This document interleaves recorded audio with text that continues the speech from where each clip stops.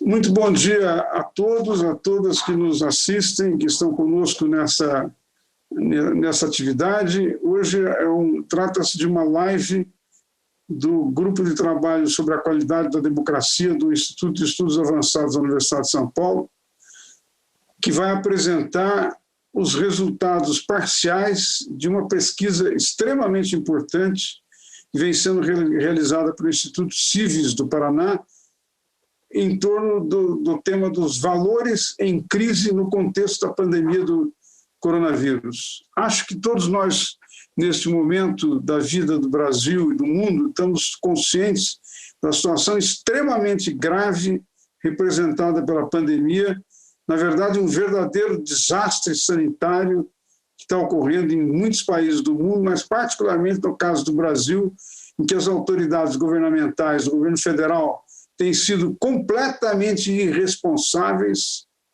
e levou a isso que, com imensa dor, todos nós estamos verificando dia a dia. Quase 300 mil mortes no Brasil, alcançando agora a letalidade de perto de 2.000 pessoas por dia. É um desastre da saúde e, num certo sentido, um acontecimento extremamente grave de toda a história brasileira. É nesse contexto que o Instituto Cives, que tem uma parceria com o World Value Survey Association, que, na verdade, é uma instituição que tem mantido as principais pesquisas sobre valores no mundo, né? Tem uma vasta experiência de pesquisa, dados, um acervo de dados muito grande, e foi a associação do World Values Survey Association com o Instituto Cives, que logo em seguida será apresentado pelos meus convidados de hoje, não é? Foi esta associação que produziu um projeto que agora se realiza em torno dessa pesquisa, em torno dos valores. A ideia fundamental é de capturar a mudança de valores que pode estar ocorrendo sob o impacto da pandemia do coronavírus. É evidente que o impacto do coronavírus afeta, num certo sentido, a percepção que as pessoas têm da sua própria vida, da sua segurança, da sua saúde, mas afeta também a sua relação com as outras pessoas, afeta a relação com a sociedade e, particularmente, com as responsabilidades do governo, do Estado, né? E a pesquisa, num certo sentido, focou essa possibilidade de mudanças sob o impacto da pandemia. E é um pouco isso que nós vamos discutir hoje, não é? Os convidados de hoje são o Diego Moraes, que é um dos diretores do Instituto Cives, e a Thaís Kemmer. O Diego Moraes é doutor e mestre em Política e Ciência Científica e Tecnológica pela Unicamp, é bacharel de Ciências Sociais pela USP, foi professor visitante no International Institute of Science and Technology Policy da George Washington University dos Estados Unidos, teve o financiamento da Fulbright e da CAPES para isso, e vem conduzindo nos Cives pesquisas extremamente importantes em torno da temática da cultura democrática no Brasil. Recentemente realizamos, com a participação do Diego, mas com uma parceria com o Instituto Cives, uma pesquisa em torno do índice de democracia local na cidade de São Paulo, que deu resultados muito importantes que já foram apresentados em parte aqui nas nossas lives do Instituto de Estudos Avançados. Mas, além do Diego, nós temos hoje também a Thaís Kemmer, a quem eu dou as boas-vindas junto com o Diego, que é gestora de pesquisa e impacto no Instituto Cives, foi doutoranda em Ciência Política pela Universidade Federal do Paraná, e ela é mestre em Ciência Política também pela instituição do Paraná, da Universidade Federal do Paraná. Ela é pesquisadora também do Núcleo de Pesquisa de Relações Internacionais, NEPRI, da Universidade Federal do Paraná.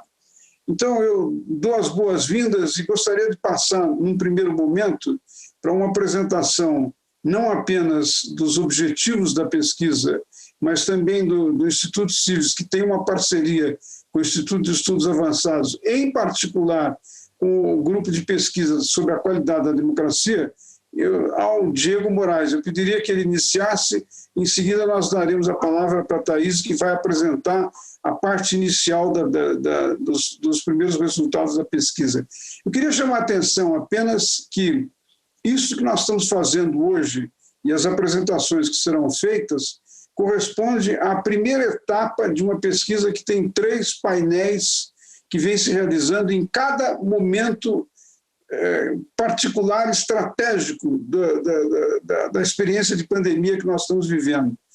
O primeiro painel se realizou no início da pandemia, teve um segundo painel que se realizou no que poderia ser um momento intermediário, em que parecia que as coisas estavam melhorando bastante, chegaram a ter efetivamente algumas melhoras no Brasil, e depois agora um terceiro painel na fase final, quando se esperava que, num certo sentido, nós estivéssemos começando a normalizar as condições de vida, mas que tiveram resultados extremamente preocupantes novamente. Então, é neste quadro que a live de hoje dá conta dos primeiros resultados dessa pesquisa, cujo objetivo também é procurar entender como a sociedade brasileira reage diante dessa catástrofe sanitária e que afeta tanto a saúde das pessoas e que já vitimou tantos brasileiros.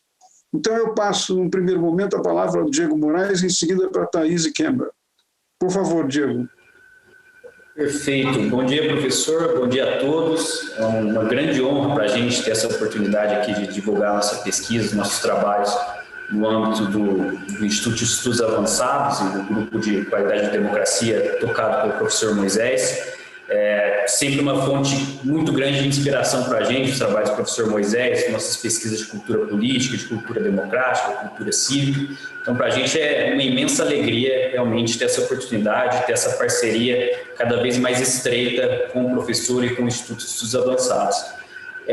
A gente planejou uma apresentação aqui para tentar dar um panorama geral do que é o trabalho do Instituto CIVES e de como essa pesquisa mais específica sobre os valores em crise no âmbito da pandemia se insere nesse conjunto mais amplo do nosso portfólio de estudos, de pesquisas. Então, eu vou passar aqui vou abrir uma apresentação e já vou passar a palavra para a Thaís, que vai dar esse panorama mais geral para a gente. A Thaís é a nossa gestora de pesquisa e impacto no Instituto. Só uma leve correção, professor, eu sou um dos pesquisadores do Instituto, não um dos diretores, eu vou fazer essa correção aqui só para ficar um pouco mais acertado. E já vou passar a palavra para a Thaís, que tem como um desses chapéus, ser uma das nossas gestoras e coordenar o nosso portfólio de pesquisas e de ações. Beleza? Vou fazer aqui compartilhar a tela com vocês. Conseguem ver a tela? Conseguimos, Beleza. Thaís, você pode apresentar então para a gente, na medida que você quiser que eu vá passando os slides, é só me dizer que eu vou trocando aqui para você. Com certeza. Bom dia a todas e a todos. Thaís, só uma coisa. Eu estava dizendo, eu vi que o microfone estava fechado, mas na oportunidade do Diego estar passando a palavra para você e também nós aqui nessa iniciativa, eu queria aproveitar para fazer uma recorrência ao Dia Internacional da Mulher, fazer essa homenagem que é tão necessária, tão importante, de reconhecer o lugar em que vocês, pesquisadoras, no caso da atividade acadêmica, tem um papel tão importante. Então, boas-vindas e, ao mesmo tempo, parabéns pelo Dia Internacional. Muito obrigada, professor. É uma alegria mesmo, tanto estar aqui, quanto receber esses parabéns. E acredito assim que tem muitas pesquisadoras, que estão desenvolvendo um trabalho muito importante aí. Acho que é um parabéns que é para todas, Então eu gostaria de compartilhar com todas mesmo. Muito legal, uma alegria estar aqui. Muito obrigada, professor. Então, hoje a gente vai falar um pouco dessa pesquisa que a gente vem desenvolvendo, o Valores em Crise, no contexto da pandemia do coronavírus. Então, hoje eu vou fazer uma breve fala sobre o Instituto CIVES e, na sequência, o Diego vai falar um pouco mais sobre a pesquisa. Então, Diego, pode passar, por gentileza. Então, próximo slide, Diego, por favor. Apresentação do Instituto, Pode passar a gente colocou umas animações, mas pode colocar o slide todo. Isso, muito obrigada. Então, gente, eu gostaria de falar um pouco sobre o Instituto CIVES, né? Então, o CIVES é uma organização sem fins lucrativos e apartidária, cujo foco é a promoção da cultura democrática.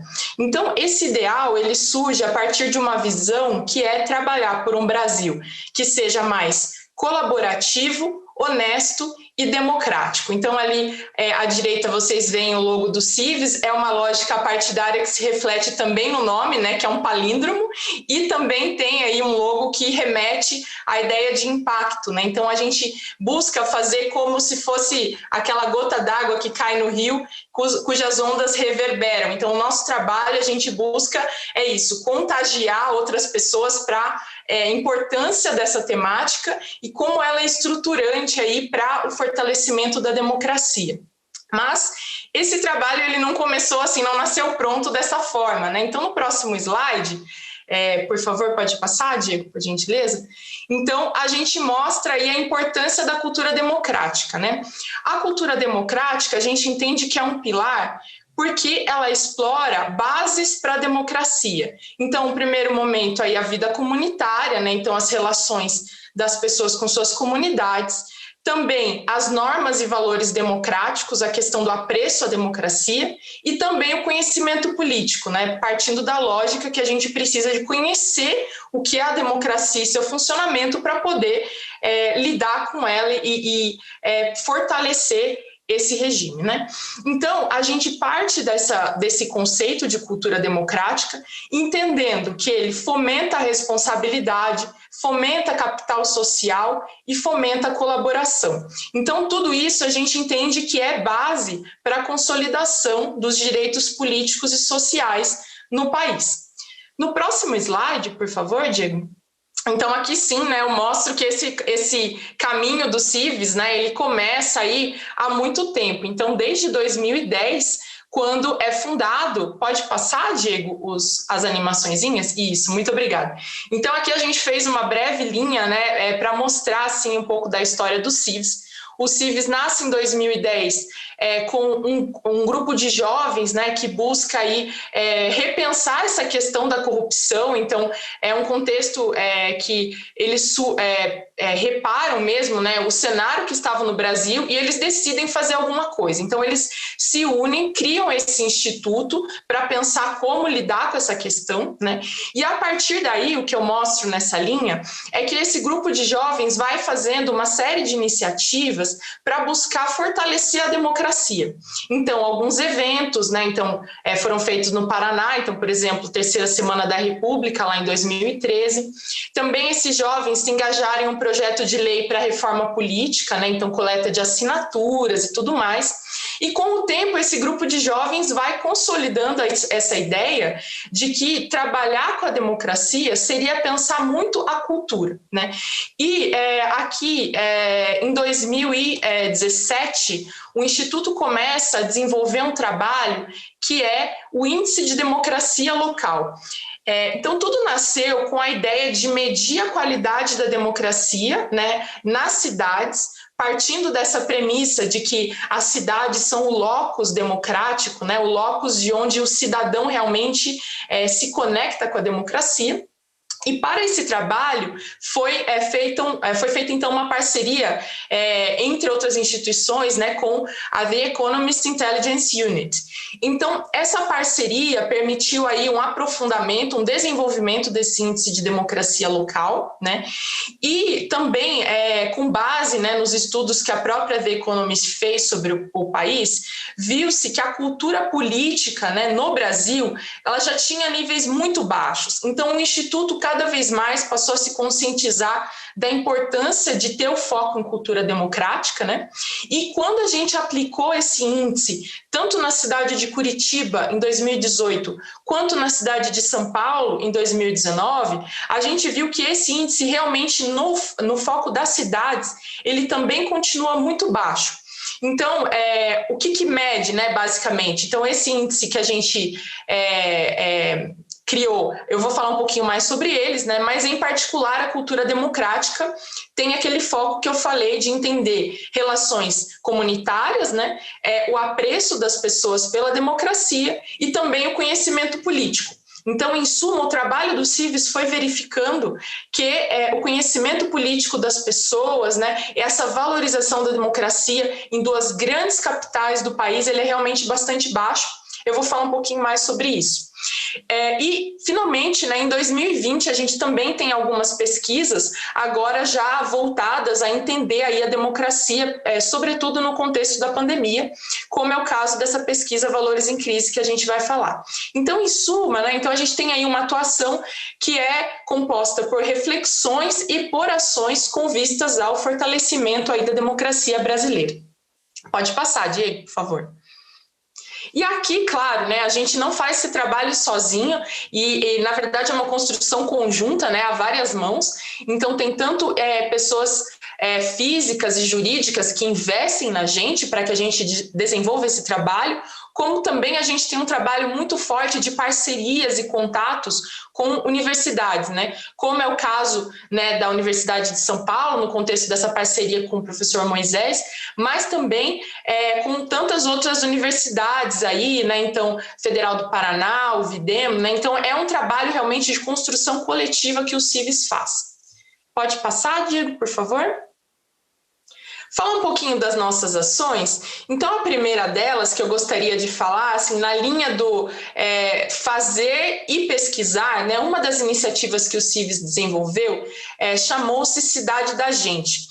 Então, com base nas pesquisas que a gente fez em Curitiba sobre cultura democrática, a gente constatou aí que havia baixos níveis, né, de confiança, conhecimento político e participação.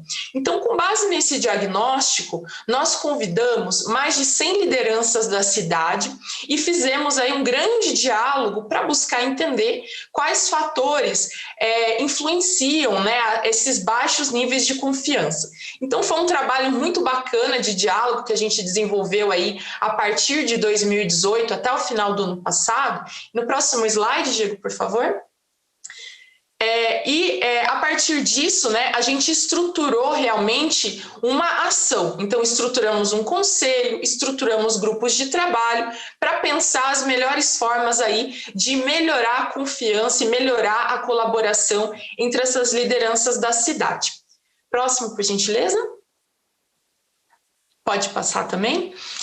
Então, aqui um pouco dos resultados, né, brevemente para vocês conhecerem. Então, o Cidade da Gente, ele atuou em 3 eixos, né? Então, um primeiro eixo de valorização da cultura local, né? Então, promovendo eventos e encontros para fazer uma aproximação entre as pessoas da comunidade.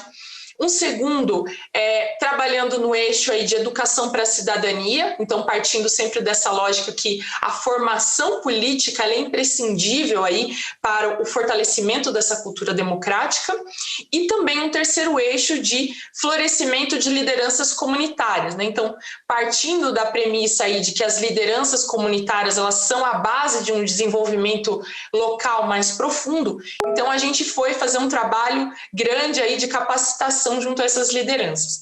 Então, aqui nessas letras miúdas, né, mas é só para dar uma visão geral para vocês. Então, ao longo dessa iniciativa, a gente engajou muitos participantes da cidade, geramos muitos diálogos, rodas de conversa, né? Então, foi um grande movimento para pensar a cultura democrática e uma grande experiência de como a gente pode engajar a sociedade para agir a respeito, né? Então, uma experiência muito bacana que a gente teve e também vocês podem conferir no site do CIVES. Passando por gentileza, Diego. Esse daqui é o outro, né, índice que eu comentei com vocês, que é o índice de democracia local. Então, basicamente, a nossa ideia foi criar uma ferramenta para diagnosticar a qualidade da democracia no nível das cidades, né? Então, sempre pensando que nas cidades onde os cidadãos aí interagem com a coisa pública, né, com a democracia. Então, sentir isso nas cidades, né? No próximo slide, por gentileza. Esse índice foi desenvolvido, como eu comentei, em parceria com diversas instituições, né? Então, como, por exemplo, a The Economist Intelligence Unit, mas também a International IDEA, o Latino Barômetro e o VIDEM. Então, várias cabeças aí, nacionais e internacionais, pensando, né, a melhor forma de medir a qualidade da democracia local. E a gente, então, desenvolveu essa ferramenta que tem um diferencial, né? Porque ela olha não apenas essas dimensões que estão aí nesse verde escuro, né, que são as dimensões institucionais, vamos dizer, né? Então, processo eleitoral, liberdades e direitos e funcionamento do governo local, mas também ela busca sentir junto ao cidadão como está sendo a vivência deles da democracia. Então, para isso, a gente buscou entender como que é a participação política, qual que é o interesse desses cidadãos em participar da vida democrática e como que é a cultura democrática, né? Então, solidariedade social, cooperação social, conhecimento político, né? Apreço à democracia. Então, o índice, ele busca dar uma visão geral da qualidade da democracia nas cidades. No próximo, por gentileza, Diego. Aqui, né, então, eu mostro um pouco dos resultados de Curitiba, que foi a aplicação em 2017, tem o QR Code se vocês quiserem acessar o relatório, e assim, como highlight, a gente percebeu, né, que os índices de participação política e cultura democrática, eles realmente são bastante baixos, né, então, a gente verificou coisas como os curitibanos, então, muitos deles, né, não conhecem o papel de instituições básicas da democracia, né, então, por exemplo, o caso da Câmara dos Vereadores, né? Poucos conheciam aí a motivação, né, e o propósito dessa Câmara. E também houve aí uma verificação de baixos níveis de confiança interpessoal, né? Isso é algo que a gente sabe, né, que vem aí de um contexto maior nacional, né? O Brasil, até comprovado por índices como o do Latino Barômetro, né, pesquisas do Latino Barômetro, é um dos países com menor índice de confiança interpessoal do mundo, né? E a gente verificou que isso também é realidade em Curitiba. Então, e também, claro, né, essa desconfiança para muitos curitibanos achando que as outras pessoas não cumprem as leis.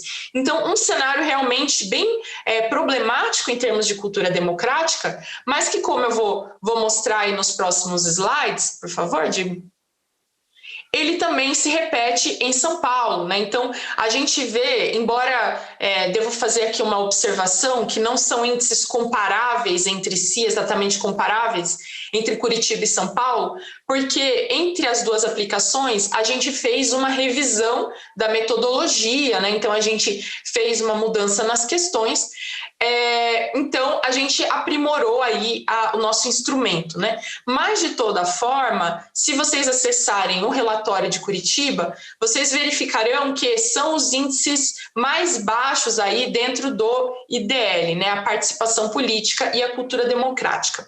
E aqui também, então, a gente notou, né, que muitos aceitaram aí relativizar a democracia. O Diego vai falar um pouquinho mais sobre o que é essa relativização da democracia, mas é basicamente assim, uma hora você defender a democracia e se você faz a pergunta de uma outra forma, né, então aí a pessoa já não dá a mesma resposta, né? Então o Diego vai falar um pouquinho mais sobre isso, né? E também uma descrença muito grande nas instituições aí fundamentais da democracia participativa. Então, isso aqui é uma visão geral, né? Se vocês quiserem, vocês podem acessar um pouco mais, mas já serviu de insumos para a gente avançar os debates sobre qualidade da democracia, né? Inclusive, esse ano aí a gente tem trabalhos muito interessantes em andamento, né? Em desenvolvimento aí com base nesses achados. Só um complemento, Thaís, também mencionar a participação do professor Moisés nesse processo de revisão do Índice de Democracia Local e sua aplicação em São Paulo, que foi fundamental para a gente entender alguns pontos de melhoria. Realmente a aplicação em Curitiba ela foi, digamos, um protótipo, né? E depois a partir desse protótipo, a gente foi introduzindo melhorias. A ideia era até, Moisés, você deve se lembrar, a gente ia fazer uma aplicação em todas as capitais brasileiras do Índice de Democracia Local em 2021, mas a pandemia nos pegou de surpresa, então a gente acabou tendo que deixar esse projeto um pouco de lado, mas é um projeto realmente bastante interessante e a gente pretende continuar avançando ele no futuro. Exatamente, é outro nível, né? Quando a gente consegue olhar nessa granularidade de entender como o cidadão está vendo aí a qualidade da democracia, e foi um excelente trabalho. Obrigada, Diego, por pontuar, né? A participação do professor Moisés foi essencial aí para a gente desenvolver e aprimorar essa ferramenta, com certeza. Thaís e Diego, queria só fazer uma observação. Com certeza. Uma vez que vocês apresentaram os CIVs e essas pesquisas, um aspecto que justifica a parceria que nós fazemos entre o Grupo de Trabalho da Qualidade da Democracia do IA e o Instituto CIVs, né?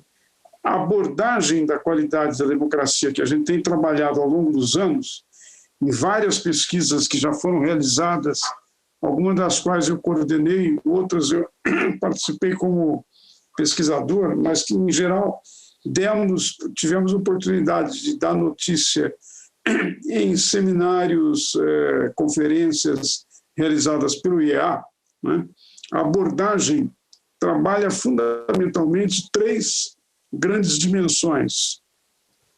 A primeira dimensão da qualidade da democracia, quer dizer, que é mensurável a qualidade da democracia, diz respeito ao funcionamento das instituições, a começar de eleições, mas não só as eleições, o funcionamento dos mecanismos de representação, o Congresso Nacional, o Parlamento, o Judiciário, na sua relação com o Executivo, mecanismos de controle pelos quais o eleitor, o cidadão que vota, também pode fazer o controle do seu governo. Então, essa primeira dimensão, que na literatura é designada como os procedimentos, aparece em algumas das pesquisas de vocês como a mensuração sobre instituições.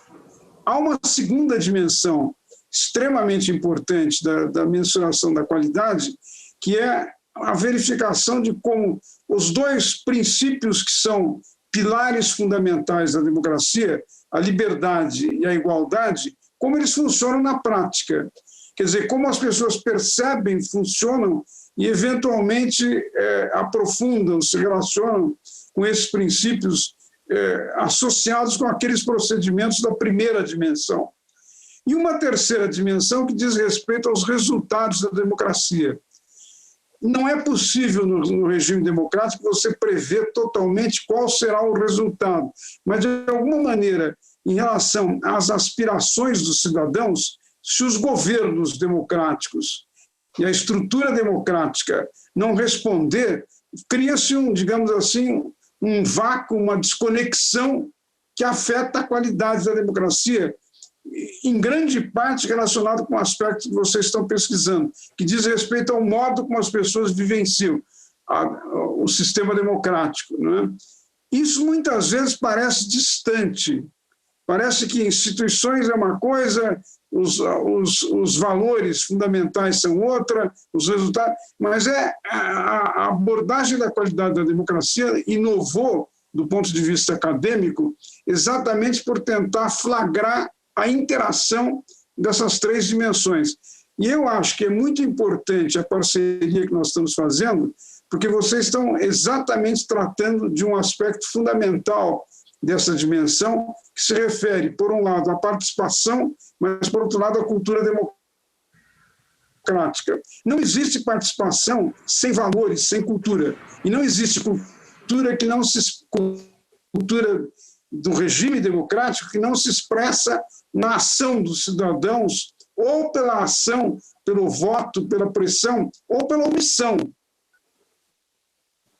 pela ausência, inclusive, de participação, não é? Então, eu faço essas observações para indicar por que para nós, do Grupo de Trabalho da Qualidade da Democracia do IA, foi tão importante celebrar essa parceria com o Instituto CIVs.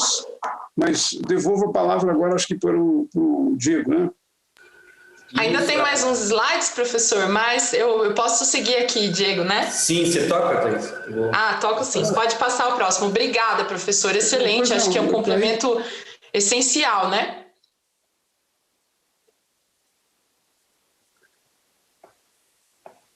Legal. E agora eu estou encaminhando já para o final, vou apresentar só mais um dos projetos que antecedeu aí até, inclusive, a pesquisa Valores em Crise e que já aconteceu aí no contexto de pandemia.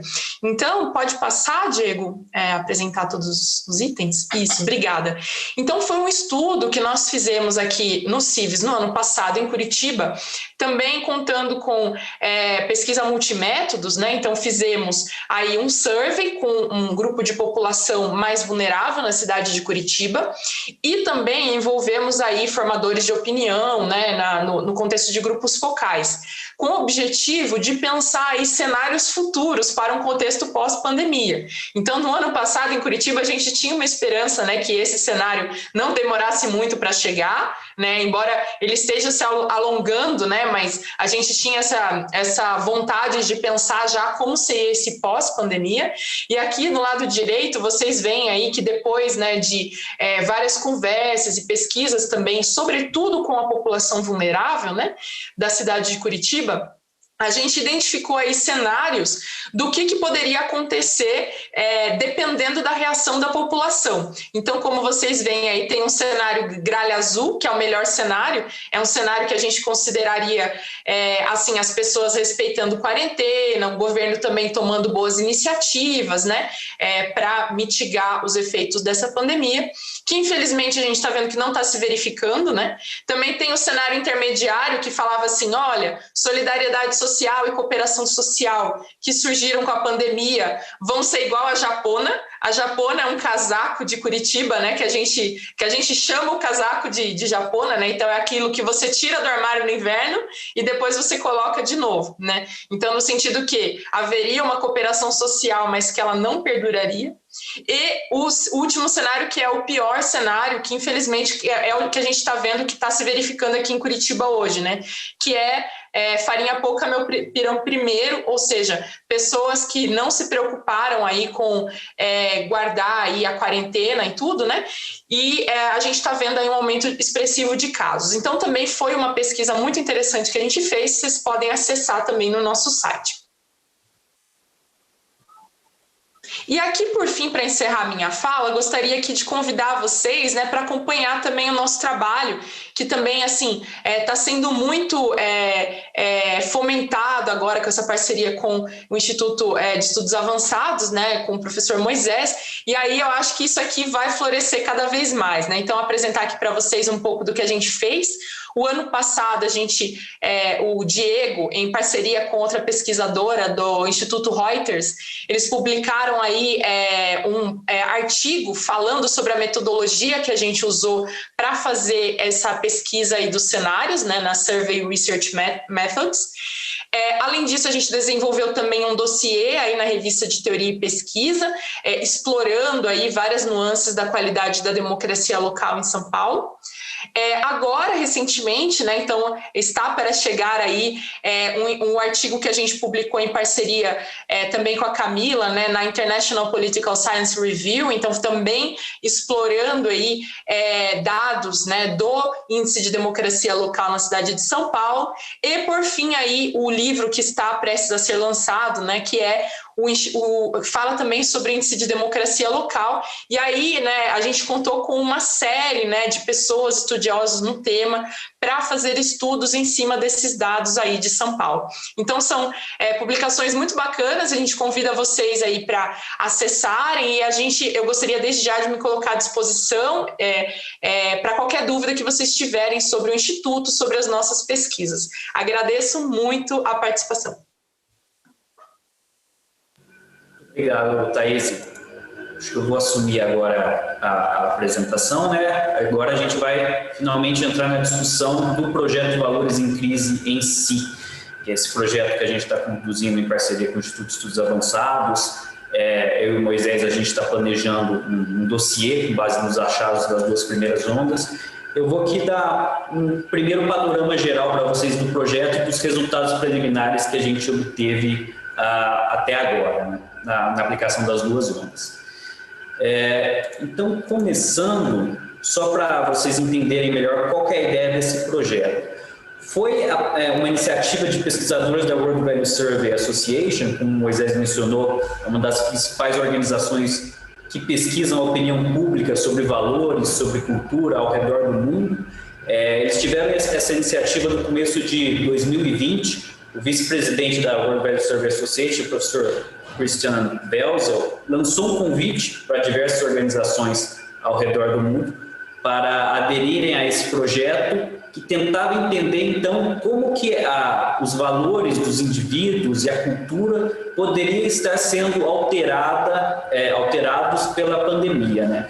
Partindo muito do pressuposto de que os estudos já mostram, os valores e a cultura, eles tendem a ser bastante estáveis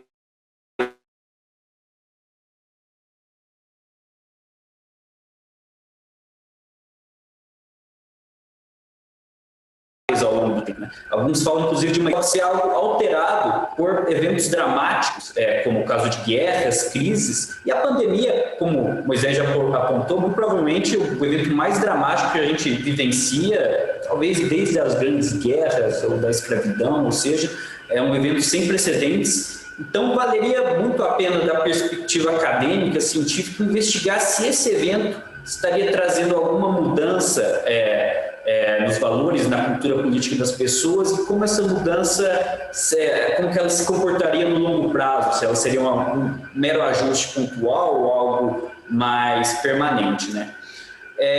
Um panorama do projeto, como eu já mencionei, de liderança da World Value Survey Association, de pesquisadores de lá, contaram com a adesão de mais de 20 países, né? Dentre eles, algumas democracias bastante consolidadas, que têm estudos bastante clássicos sobre a relação entre mudança cultural e democracia, como é o caso de Alemanha, Inglaterra, Áustria, Japão, e assim por diante. E o Instituto Cives se dispôs a ser a organização responsável pela aplicação dessa pesquisa aqui no Brasil, e estamos sendo, então, essa organização que toca pesquisa aqui no país, agora em parceria com o Instituto de Estudos Avançados. Alguns objetivos da pesquisa, em primeiro momento, verificar se a pandemia está influenciando ou não um processo de mudança cultural no país, a partir das transformações de valores sociais e políticos. Como, digamos, um tópico de maior interesse do Instituto Cives, a gente vai se voltar, então, para essa análise da cultura política, né, que é, digamos assim, o tema da nossa vocação, da nossa razão de ser. O próprio questionário da World Value Survey é um questionário mais abrangente. Os pesquisadores que estão trabalhando conosco no dossiê, eles estão explorando diversas variáveis que passam por personalidade, passa por empatia, passa por diversos temas, mas o foco principal do Instituto Cives, e até uma inovação que a gente introduziu nesse questionário, que os outros países não estão pesquisando, são perguntas sobre a adesão dos indivíduos à democracia, né? Em que medida os indivíduos estão se tornando mais ou menos democráticos na medida em que a pandemia evolui. Tendo como base essa ideia de que a pandemia ela pode, em tese, ser tanto uma ameaça quanto uma oportunidade para a cultura democrática brasileira. A gente sabe que esse tipo de evento ele é muito capaz de gerar um capital social bem interessante para, digamos, fortalecer a democracia, para gerar mais colaboração, mais solidariedade, mas a depender de como a pandemia se desenrola, e a gente vai ver que, infelizmente, parece estar sendo esse o caso brasileiro, ela, na verdade, vai se tornar uma ameaça, porque ela gera mais hostilidade, ela acaba gerando uma politização, uma polarização muito grande entre as pessoas. Então, o grande objetivo do envolvimento do Cives com esse projeto é esse olhar para a democracia brasileira, o que a pandemia pode significar para a nossa democracia e para o trabalho do Cives, então, de tentar fortalecer essa democracia. A ideia metodológica por trás desse projeto é trabalhar com painéis longitudinais, ou seja, a gente vai tentar identificar os valores e as disposições, as atitudes dos indivíduos em diversos momentos ao longo da pandemia. A ideia é trabalhar com 3 painéis, né? E a gente precisou lidar com painéis online porque, até dada a pandemia, é praticamente impossível a gente fazer pesquisas presenciais hoje em dia. Então, a gente está trabalhando com painéis online. O primeiro painel, a gente contou com 3.543 entrevistados. e a gente utilizou uma metodologia de amostragem por cotas para tentar representar as principais características sociodemográficas da população brasileira, em termos de sexo, escolaridade, classe social, idade, região do país e assim por diante.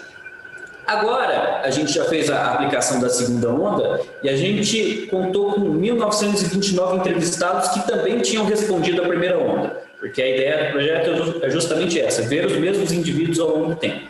Naturalmente, a gente tem aí uma taxa de desistência, né? Indivíduos que acabam abandonando o painel, isso é normal nesse tipo de pesquisa, mas a nossa taxa de retenção ficou em torno de 55%, que é bastante razoável. O que eu vou tentar explorar com vocês na hora que estiver apresentando os dados sociodemográficos é ver se houve uma distorção muito grande ou não na caracterização sociodemográfica da população que a gente tinha pensado para a primeira onda, que isso é algo importante a ser verificado.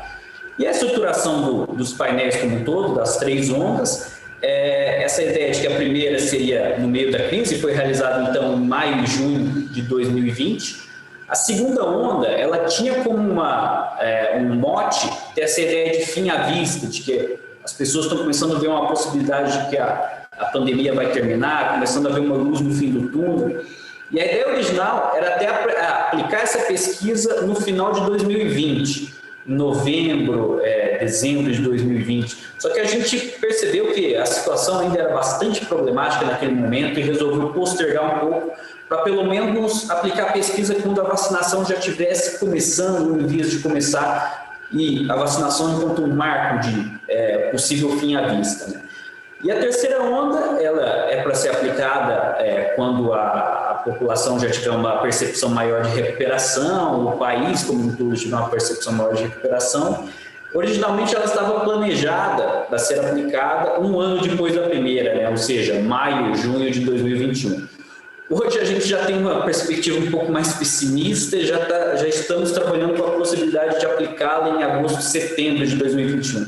Mas, dado os novos acontecimentos, essa nova variante do vírus, é bastante difícil de prever qual será o melhor momento de aplicação dessa onda. Ou seja, acho que todo mundo que faz pesquisa já entende isso, né? A gente faz um planejamento, mas às vezes a realidade nos obriga a fazer ajustes ao longo do tempo. E essa pesquisa, naturalmente, ela passa por essas dificuldades também e a gente vai tentando fazer alguns ajustes pontuais para que ela seja executada nos melhores momentos. Bom, passando agora para quem apoia o projeto, né, é importante reconhecer, a gente tem o apoio da Votorantim e da Embaixada do Reino dos Países Baixos e a gente se compromete, então, com algumas entregas ao longo desse projeto, fazer uma campanha nas redes sociais, criar uma landing page para hospedar os relatórios e as nossas produções, realizar um webinar para discussão dos resultados, produção de artigos científicos e divulgação dos grandes veículos de comunicação. E também a parceria com o IEA, né, que a gente já está começando a executar um dossiê envolvendo alguns dos principais especialistas em cultura política do país, que deverá ser publicado pela revista USP, a principal revista aí da Universidade de São Paulo, que tem uma circulação muito boa, tanto entre o público acadêmico quanto entre um público menos especializado. Então, acho que vai ser algo super interessante para divulgar esses resultados. Também, junto ao IEA, a gente vai realizar encontros, debates, tal esse como a gente está realizando agora, e também trabalhar com a disseminação dos dados, dos principais achados. Bom, agora passando para os resultados preliminares e algumas considerações em si. E Thaís e Moisés, fiquem à vontade para fazerem comentários na medida que eu vou passando aqui os dados, né?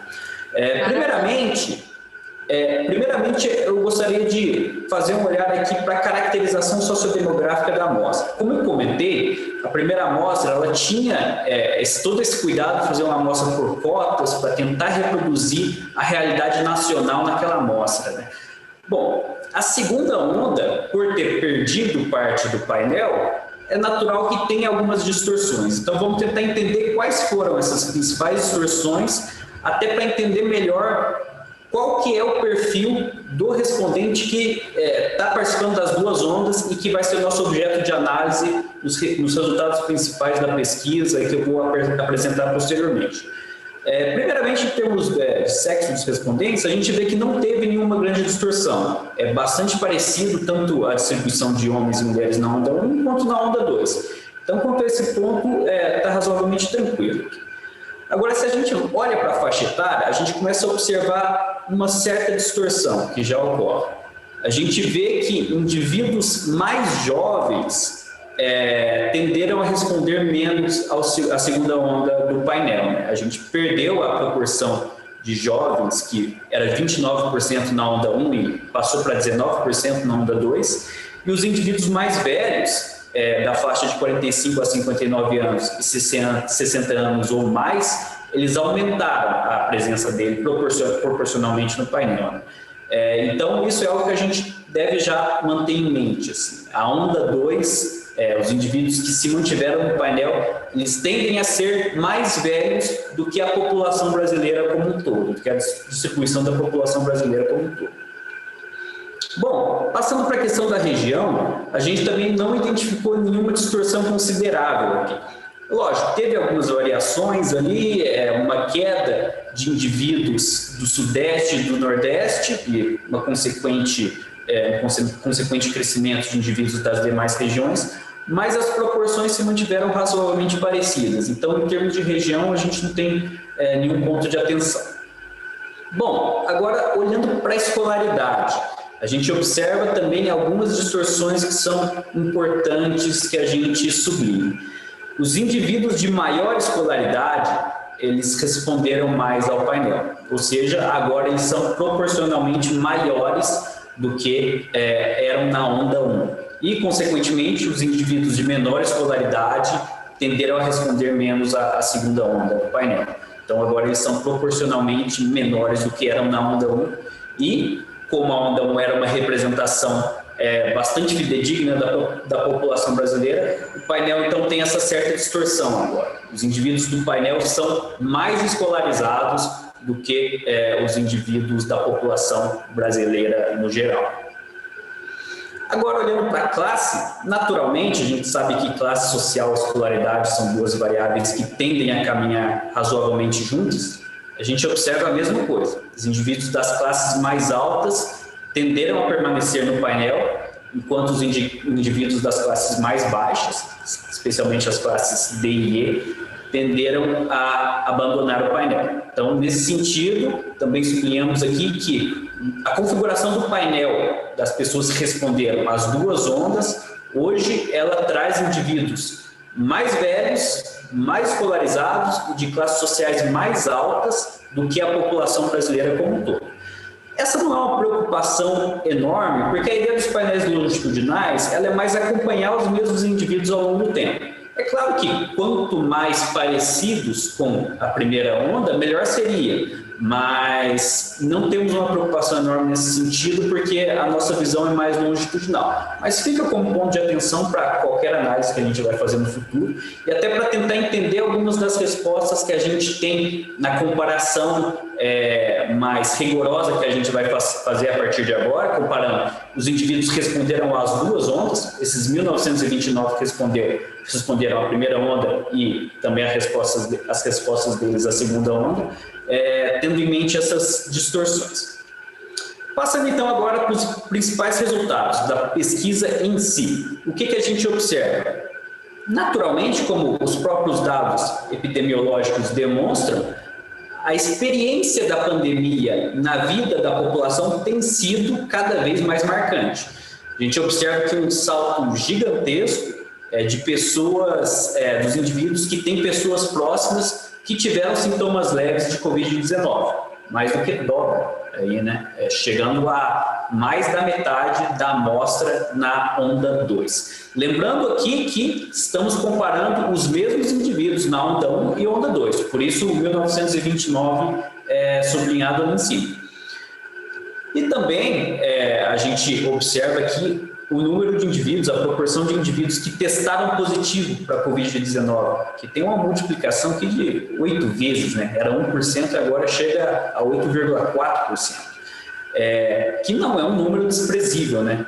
convenhamos. Então, o que a gente percebe em termos de experiência das pessoas com a pandemia é que essa experiência em termos de saúde está ficando cada vez mais marcada. As pessoas estão cada vez mais sendo, digamos assim, tendo no seu entorno a experiência da pandemia, seja por elas mesmas ou por indivíduos próximos, o que é algo patente por esses dados e pelos próprios dados epidemiológicos. Bom, se a gente volta a olhar agora para as experiências econômicas dos indivíduos, o que a gente observou na segunda onda, que lembramos foi aplicada em finais de janeiro e começo de fevereiro, foi até uma certa retomada de vida econômica dos indivíduos. A gente observa que boa parte deles já pararam de cuidar dos filhos durante o dia, boa parte já estava voltando a ir ao trabalho do mesmo modo que ia antes da pandemia. Mas, de novo, vamos fazer aqui algumas ponderações. A primeira é que, lembrem que o nosso painel ele acabou perdendo muita gente das classes mais baixas. Então, a gente não tem uma visão tão fidedigna da população brasileira como um todo nesse painel agora. Lembramos também que isso foi a aplicação da pesquisa há cerca de um mês atrás. Agora, dada a nova situação calamitosa que a gente tem hoje em dia, eu já não tenho tanta certeza se essas seriam as mesmas respostas, os mesmos resultados. Ou mesmo se esses resultados já não espelham uma das razões pelas quais a gente está nessa situação hoje, né? Um mês depois, das pessoas voltando já à normalidade da vida, quando os dados em termos de saúde, em termos de pandemia, não mostravam que era o momento, digamos, preciso para fazer essa volta à normalidade econômica. Bom, agora passando para os dados de avaliação, né? Como os indivíduos estão avaliando diversas esferas da vida social ao longo dessa pandemia. Primeiro, a gente tem uma pergunta aqui sobre quão bem os indivíduos avaliam o desempenho do governo ao longo da pandemia. Quão bem o governo está enfrentando esse problema da pandemia. Primeiro, a gente pode observar aqui que basicamente é muito parecido se a gente soma as duas categorias mais positivas, muito bem e bem, e as duas categorias mais negativas, muito mal e mal. Parece que não tem uma diferença muito grande entre as duas ondas. Mas, se a gente observa os extremos da avaliação, houve um crescimento, que é um dado bem curioso. Assim. Tem um certo crescimento tanto entre muito bem quanto entre muito mal. Ou seja, os indivíduos estão tendendo mais a avaliações extremadas sobre a atuação do governo na pandemia, o que pode ser um indício de que da nossa própria situação de politização e polarização ao longo da pandemia. Né? Ainda assim, não deixa de ser notável que, no agregado, os indivíduos, no geral, avaliam muito mal o governo. Mal ou muito mal. A soma dessas duas categorias, ela dá mais de 50%. Então, para os indivíduos, para a média dos indivíduos, o desempenho do governo no enfrentamento da pandemia não tem sido, digamos assim, adequado ou suficiente. Passando agora para uma avaliação dos concidadãos, né? Como que esses indivíduos avaliam o comportamento da população na pandemia. Aqui é bastante interessante esse crescimento que há no número de indivíduos, da proporção de indivíduos que diz que as pessoas estão se comportando de maneira muito inadequada. Tem um salto ali de mais de 10 pontos percentuais entre a onda 1 e a onda 2. Ou seja, de algo que parece que ser, em alguma medida, um reflexo de como as pessoas não estão aderindo de maneira adequada às medidas preventivas, aos cuidados que as autoridades sanitárias oferecem e recomendam. Então, parece que há uma certa insatisfação, ao mesmo tempo em que, como a gente viu, a maioria das pessoas também já tendia, pelo menos em termos econômicos, a voltar mais à normalidade das coisas. Então, essas avaliações parecem caminhar juntas. E não deixa de ser interessante aqui também que há um pequeno aumento do muito adequado. De novo, um aparente paradoxo. Assim. Muita gente, não muita, mas uma parcela das pessoas foi para o outro extremo, né? Que de novo pode ser um indício dessa polarização em certo sentido. Passando agora para a percepção dos indivíduos, como eles avaliam, digamos, a prevalência da hostilidade versus a solidariedade durante esse tempo pandêmico. O que a gente observa é um certo crescimento da percepção de hostilidade entre a onda 1 e a onda 2. Temos um crescimento aqui de 4 pontos percentuais, mais indivíduos percebendo hostilidade entre as pessoas, em detrimento da solidariedade, e ali uma consequente queda na percepção de solidariedade, de mais de 10 pontos percentuais. Ou seja, se no primeiro momento essas forças de capital social, de associativismo, podem ter ganhado uma certa força com a pandemia, com as pessoas tendo mais empatia e mais solidariedade pelo próximo, parece que isso está mudando e pode ser que tenha a ver com a politização da pandemia e os dados que a gente viu anteriormente, essa polarização tão tóxica que tem complicado a situação, tornado mais difícil a superação do problema. O interessante aqui é observar que antes a gente tinha como uma escadinha, né, na onda 1. O menor era mais hostilidade, depois é o depende, e o maior era mais solidariedade. Agora não mais, né? A maior proporção aqui é a das pessoas que acreditam que depende, ou seja, não vê uma prevalência nem da hostilidade, nem da solidariedade, tem os dois ali, mas nenhum prevalece. Ainda assim, não deixa de ser, digamos, alentador que solidariedade é maior do que hostilidade, né? Pelo menos isso os dados ainda nos mostram. Bom, agora uma avaliação sobre como o país sairá no pós-pandemia, né? Após a pandemia.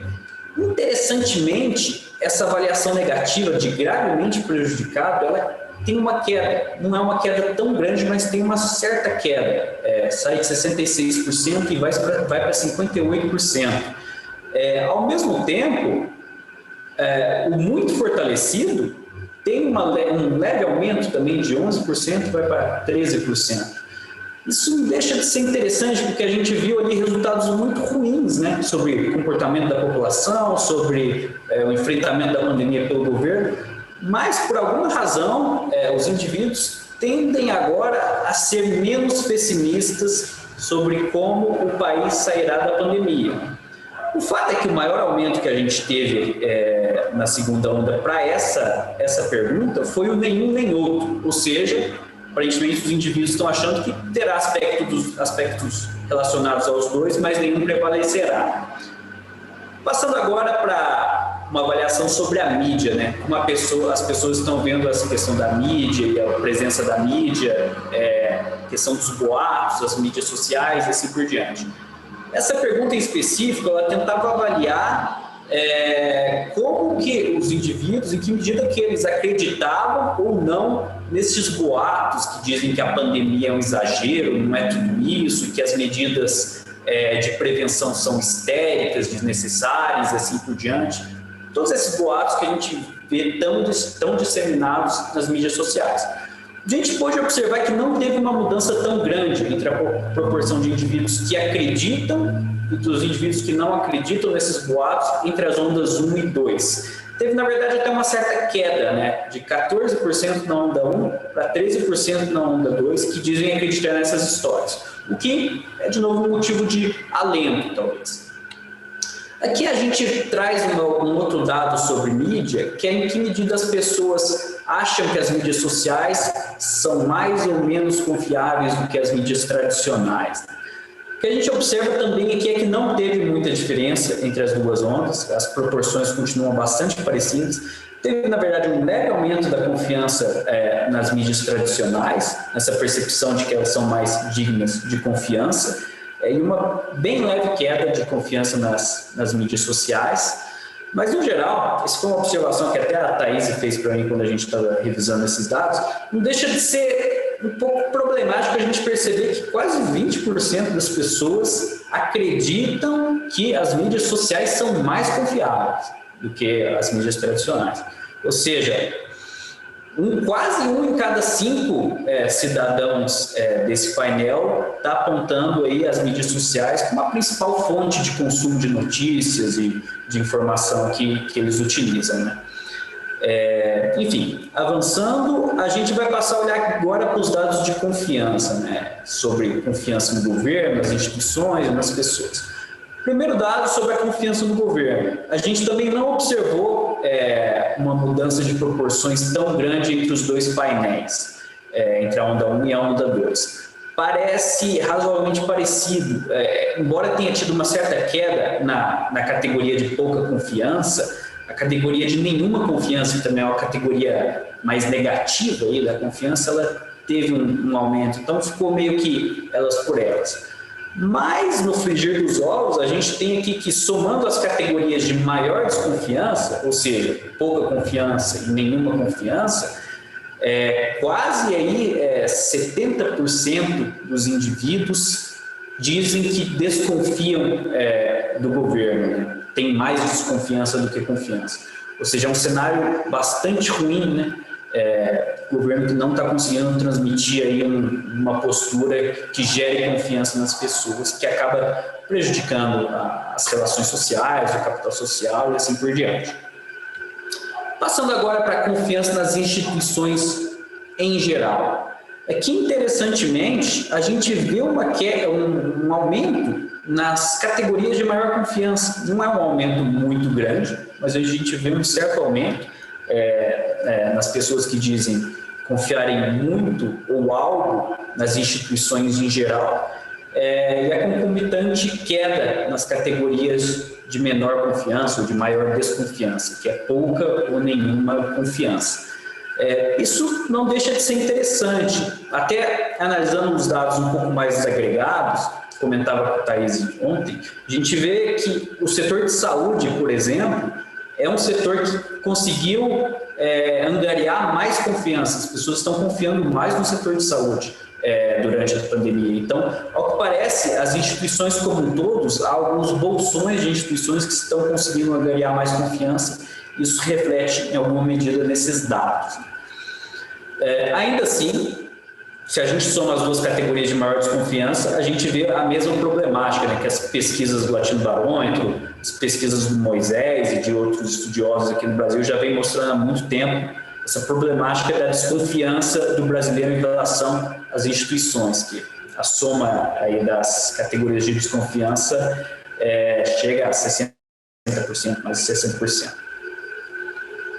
Bom, agora a confiança interpessoal, sobretudo aqui a gente está olhando para aquela que a gente chama de generalizada, nos desconhecidos.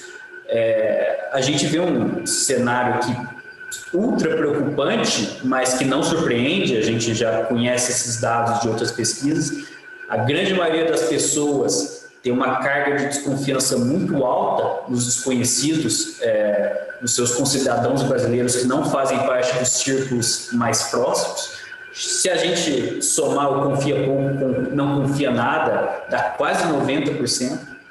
Mas uma informação de alento aqui, novamente, tem um certo incremento da confiança, das categorias de maior confiança entre a onda 1 e a onda 2. Então, por alguma razão, parece que os indivíduos estão um pouco mais dispostos a confiarem nos desconhecidos, embora, de novo, se a gente faz o comparativo aqui entre as duas categorias de maior e as duas de menor confiança, a diferença ainda é gritante.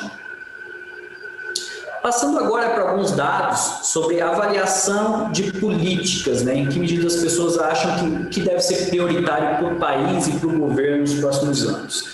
Essa questão é uma questão bastante tradicional da World Value Survey, dessas 4 alternativas de qual que deve ser a prioridade.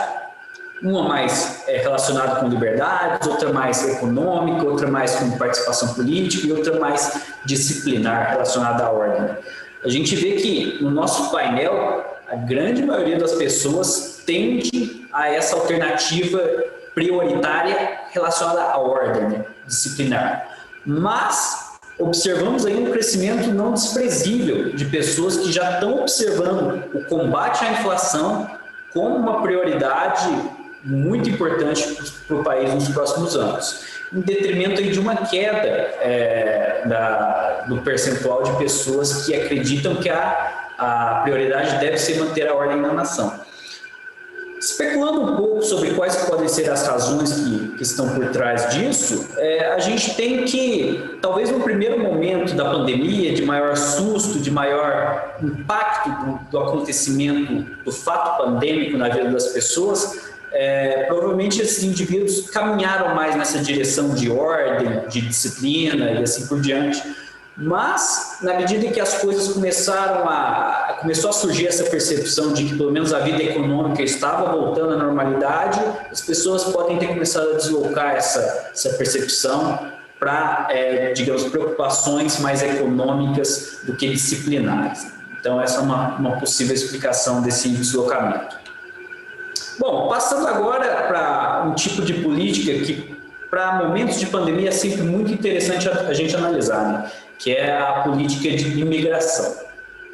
A gente tem que, no caso brasileiro, tende a ser uma população muito mais aberta do que locais que experimentam crises muito agudas, migratórias, como na Europa e lugares como esses, mas a gente tende ainda a estar mais concentrado nas categorias médias, ou seja, não abrir totalmente nem fechar totalmente. As categorias que tendem a ser mais interessantes aí para o indivíduo do nosso painel são essas de colocar limites estritos sobre o número de estrangeiros que podem vir para cá e deixar que pessoas venham contanto que haja empregos disponíveis. Agora, o que a gente observa de uma onda para outra é um crescimento em posições mais flexíveis, mais abertas dos indivíduos para a mobilidade das pessoas, para a imigração e assim por diante. Que não deixa de fazer um certo sentido, porque, lembrando, o evento pandêmico, as epidemias em si, elas tendem a gerar um certo fechamento natural dos países, pelo próprio fato da mobilidade ser o transmissor do vírus e tal. Então, se no primeiro momento as pessoas podem ter caminhado para posições mais rigorosas, mais fechadas em termos de mobilidade, nesse segundo momento, que foi quando a gente fez a avaliação, em fins de janeiro e começo de fevereiro, as pessoas já estavam meio que voltando para uma posição mais aberta, uma posição mais flexível para movimentos migratórios. E, finalmente, as variáveis que são as mais importantes para a gente no CIVES, que a gente tem muito carinho por elas, por ser o nosso objeto de estudo por excelência, que são aquelas relacionadas à adesão à democracia, né? A gente tem essa primeira variável, que muitos consideram uma frase clássica que expressa em alguma medida a posição de Winston Churchill, né, que ele falava que a democracia é o pior regime, com exceção dos demais. Essa tenta trazer essa ideia em alguma medida, né, de que apesar de ter alguns problemas, a democracia é preferível a qualquer outra forma de governo. E a gente tenta avaliar em que medida que os indivíduos estão aderindo a essa proposição, em que medida que eles concordam com ela. Os indivíduos que vão concordar totalmente com essa colocação é o que a gente chama de democratas formais, é o que a literatura se convencionou chamar de democratas formais, ou seja, indivíduos que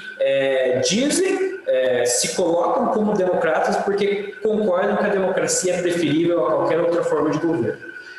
Infelizmente, a gente observou ali uma certa queda nessa proporção de democratas formais de uma onda para outra. É uma queda bem pequena, mas não deixa de ser preocupante, porque ainda assim a gente não alcança nem metade da amostra concordando totalmente com essa proposição, sendo constituída então por democratas formais. Ao mesmo tempo, olhando para o outro extremo, a gente observa um certo crescimento de pessoas que discordam totalmente dessa frase, ou seja, pessoas que estão no espectro oposto, considerando a democracia o regime político menos desejável, né? O que não deixa de ser preocupante.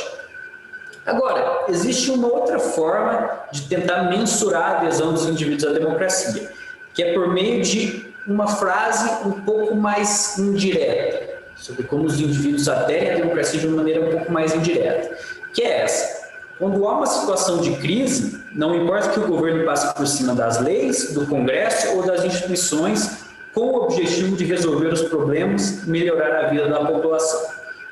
Ora, o indivíduo que concorda totalmente com essa frase, ele está dizendo que ele está totalmente disposto a relativizar preceitos básicos da democracia, certo? Ou seja, essa é uma proxy muito boa para a gente tentar entender aquilo que a Thaís comentava na fala dela, a relativização da democracia. E o que a gente observa, infelizmente, é um crescimento no número, na proporção de indivíduos que, entre a onda 1 e a onda 2, passaram a aderir mais fortemente a essa posição de relativização da democracia. E, no outro extremo, uma queda dos indivíduos que rejeitam totalmente a relativização da democracia. Uma queda de quase 3 pontos percentuais, ou seja, é algo considerável que deve ser objeto de atenção. Agora, algo que é sempre legal a gente tentar observar, tentar entender, é aqueles indivíduos que, na frase anterior, se declaravam democratas, os tais democratas formais, em que medida será que eles estão respondendo a essa questão aqui? Em que medida aqueles que se dizem democratas aceitam relativizar ou não a democracia a depender da situação? Seja uma situação difícil, uma situação de crise, tal como essa que a gente está vivendo, por exemplo. Nesse sentido, a gente cria essas duas categorias, né? Os democratas sólidos, que são aqueles que concordam totalmente que a democracia é o regime político melhor que há, e discordam totalmente da relativização da democracia por situação de crise ou por qualquer situação que seja. E o que a gente chama de democratas instrumentais, que são aqueles indivíduos que são democratas formais, porque eles concordam totalmente que a democracia é o regime político preferível, mas naquela outra questão aceitam relativizar ela em alguma medida, seja concordando totalmente com aquela proposição, ou concordando em parte, ou discordando em parte. O que a gente observa nessas proporções é um quadro, na minha opinião, bastante preocupante, porque a proporção de democratas sólidos caiu, ou seja, daqueles que se dizem democratas, que vão até as últimas consequências com a democracia, a proporção agora é menor, né? Ao passo que a proporção de democratas instrumentais, que são aqueles indivíduos que são democratas só até a página 2, aumentou. Então, não deixa de ser um quadro preocupante para a gente que trabalha com cultura democrática, a gente que está preocupado com o fortalecimento da democracia. Infelizmente, não é um quadro muito animador, né? E, finalmente, algumas considerações finais, só para a gente abrir, então, para questões e para discussão. O que a gente viu é que os dados refletem o agravamento da pandemia em termos de saúde, mas houve uma relativa retomada em termos econômicos. Mas, de novo, vamos lembrar aqui que a pesquisa foi aplicada em janeiro, fevereiro. Se fosse aplicada hoje, talvez o quadro seria diferente. Ou mesmo essa retomada econômica muito precoce pode ser uma das razões para o quadro hoje não ser tão bom. Não ser tão bom até um eufemismo, né? Ser catastrófico em várias medidas. Observa-se um deslocamento de prioridades de questões de ordem para questões econômicas, como a gente viu, a questão da preocupação com a inflação, que a gente sabe que a pandemia também trouxe uma inflação muito forte, né? Não é algo desconhecido. Mas se as pessoas estavam mais preocupadas com ordem, com disciplina no primeiro momento, no segundo momento elas passaram a se preocupar mais com questões econômicas. Não mais em termos absolutos, mas proporcionalmente houve esse crescimento. E houve ali também um aumento nos extremos da avaliação do governo, como a gente viu, que pode ser um sinal da nossa polarização e da politização pela qual a pandemia tem passado. Cresceu também a proporção de pessoas que avaliam negativamente o comportamento da população durante a pandemia, concomitantemente a um crescimento na percepção de hostilidade. Ou seja, aquele estoque de capital social que poderia ter sido gerado pela pandemia, e pode até ter sido gerado no primeiro momento, meio que está se esgotando, e a percepção de hostilidade vinculada a essa politização da pandemia, a população muito tensa com esse debate, com as repercussões, isso pode estar sendo um objeto de, digamos assim, fomentador e catalisador de mais hostilidade, de mais tensão que em últimas consequências, vai prejudicar muito a nossa retomada, tanto econômica quanto política, no pós-pandemia. Também um aumento na disposição de relativizar a democracia, como a gente viu, que é algo super preocupante para quem tem como bandeira a defesa da democracia e a defesa aí da cultura democrática, e uma queda na proporção de democratas sólidos, né?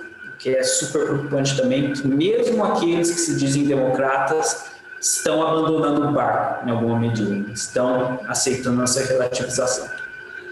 Em síntese, embora no primeiro momento a pandemia possa ter fomentado, como a gente viu, forças de capital social, parece que esse momento político altamente conturbado está minando, sim, qualquer oportunidade de se valer deste momento para avançar a nossa democracia. Então, como a gente viu nos objetivos da pesquisa, de ver em que medida que isso é uma ameaça e uma oportunidade, hoje, infelizmente, o cenário é mais de ameaça do que de oportunidade para o avanço da cultura democrática brasileira. É claro que a gente não pode jogar toalha também, sempre precisamos pensar em alternativas, em como catalisar essas forças positivas que a gente pode ter visto aí para melhorar a democracia, mas sempre tendo uma dose de realismo muito grande, saber que a situação não é das melhores. Bom, é isso. Muitíssimo obrigado, Moisés, e a todos. E agora estamos abertos aí para perguntas, comentários, questionamentos. Fiquem à vontade. Queria fazer me ouvem bem? Estou ouvindo. Sim. Então, eu queria fazer uma observação que talvez a Thaís e você pudessem responder, que é a seguinte: eu acho que tem várias coisas muito interessantes nos resultados, né? Tem um resultado relativamente contraditório, que é o fato de que as pessoas têm uma avaliação negativa sobre como ocorreu toda a questão da pandemia no Brasil. É uma visão negativa que bate com a realidade, que nós estamos com a gravidade da situação que nós estamos vivendo. Agora, ao mesmo tempo, isso mostra que tem essa visão negativa, mas tem pouca solidariedade também, tem pouco resultado que vai no sentido de valorizar a solidariedade, o que poderia, de alguma maneira, digamos, criar uma coesão de setores da sociedade para enfrentar a questão da pandemia. Tem uma carência aí, né? Bom, eu gostaria de ligar isso com uma outra questão muito interessante que apareceu nos resultados, que é o que vocês estão chamando da relativização da democracia, né? Essa ideia de que, em situação de crise, quem está exercendo o poder pode abusar do poder e passar por cima das instituições é muito grave. Tem uma comparação com o que está acontecendo, de certa forma, no Brasil, e aconteceu em alguns países, como Hungria, Polônia, em um determinado momento nos próprios Estados Unidos, né? Iniciativas de governos populistas de direita, conservadores e de extrema-direita, que, num certo sentido, se utilizam das instituições democráticas para, ao invés de fortalecê-las, enfraquecê-las e, com isso, diminuir a coesão. Agora, isso é um fato importante que nós estamos vendo ocorrer no Brasil, na América Latina e em outros lugares. Agora, ao mesmo tempo, a pesquisa mostra uma coisa muito importante, que é um déficit de confiança das pessoas nas instituições fundamentais e um déficit de confiança interpessoal. Então, eu queria pedir que o Diego e a Thaís explorassem um pouco a relação que vocês veem entre esse déficit de desconfiança e essa visão negativa, relativamente negativa, sobre a democracia. Não é totalmente negativa, porque uma grande maioria prefere o regime democrático, não é? Apesar das suas falhas, dos seus problemas, mas diante de uma situação de crise, aceita relativizar. A minha pergunta é: será que não é a confiança das instituições o seu mau funcionamento, instituições de representação, o vazio que muitos partidos políticos estabelecem na sua relação com os cidadãos, uma desconexão.